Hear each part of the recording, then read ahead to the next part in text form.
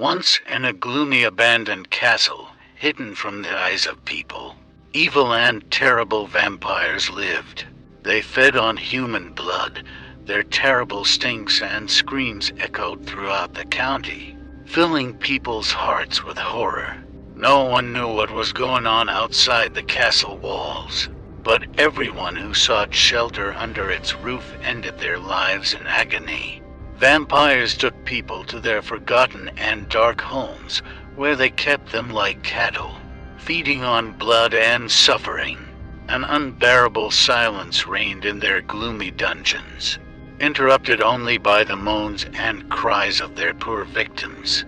One day, one of the vampire victims, a young girl named Elizabeth, managed to escape from the castle. She ran through a dark forest, pursued by evil creatures, but managed to get out into the light. The locals heard her story and decided to help her. Elizabeth had told them about the creepy vampires, and now everyone knew that horror was happening outside the castle walls. They decided to go in search of the castle and deal with these evil creatures, while the residents of the neighborhood gathered daredevils for an expedition to the sinister castle. Mysterious vampires continued to threaten the surrounding villages, taking people into the night and turning them into their slaves. However, during the preparation for the trip to the castle, a strange event happened. One of the locals disappeared during the full moon, and his body was found full of bite marks on his neck. Despite the intimidation and threats of vampires, the residents decided that it was time to deal with these sinister creatures once and for all. And so, under the cover of night, the brave souls went to the castle, driven by a thirst for revenge and the power of decision. They moved through endless wasteland and gloomy forests, leaving behind all their hope and fears, determined to free the village from the terrible vampires. Under the cover of night, brave souls entered the sinister castle, armed with glowing torches and sacred amulets designed to drive away sinister forces. But immediately after entering the ancient corridors of the castle, they felt that danger was rushing at every step. The dark shadows made their hearts freeze with horror, and the cold air penetrated them to the marrow of their bones. Passing through the ancient halls and labyrinths, they discovered that the castle was not as simple as they thought. Driven by their ambitions, they are unexpectedly separated and disconnected from each other in the vast halls of the castle. There was no limit to loneliness and fear when the members of the expedition disappeared into the darkness, leaving traces of a struggle with an invisible enemy.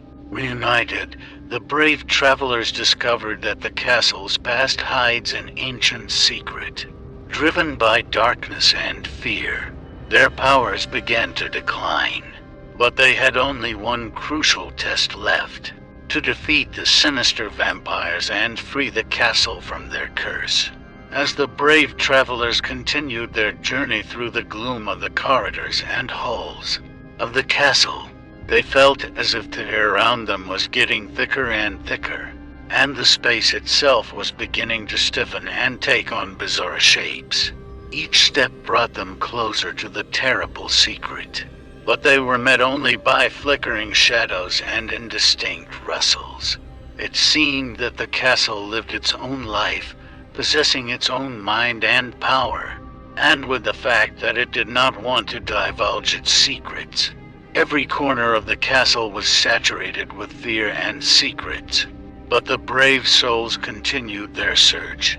And so, in the most inaccessible hall, they managed to unravel the ancient legend of the castle, the mysterious past and the fate of its inhabitants. They discovered that the castle was built on the site of an ancient caster who, thirsting for eternal youth and power, made a deal with the darkness, turning into the first vampire. This castle became for him a dungeon and a storm of malice, where he fed on the blood of the innocent. Secret knowledge, curses, and spells forgotten by time, became the essence of his existence, turning into an instrument of terrible torment and unspeakable fear for all who dared to enter his black corridors. Now the travelers realized that centuries of addiction to malice and human blood had turned him into something more powerful than just a vampire. He had turned into a terrifying creature that now controlled the very essence of horror and darkness. Morning came, and Sophia woke up to the loud ringing of the alarm clock. She got out of bed, rubbed her eyes, and looked out the window. The sun was already high in the sky, and it was no longer as quiet outside as it had been at night. Sophia dressed quickly, had breakfast, and went outside. She decided to take a walk in the park to get some fresh morning air and put her thoughts in order. A few minutes passed, and Sophia noticed that someone was watching her. She felt uncomfortable and decided to turn back. However, the faster she walked, the faster this stranger walked. Sophia started to panic and decided to speed up her pace. But before she could do that, someone grabbed her.